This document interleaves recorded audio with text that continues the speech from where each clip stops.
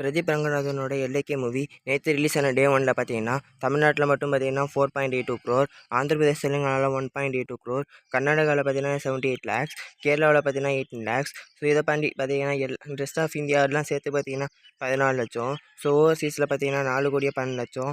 So டோட்டலாக பார்த்தீங்கன்னா world wide பார்த்தோன்னா 11 கோடியே 86 லட்சம் கலெக்ஷன் கொடுத்துருக்கு.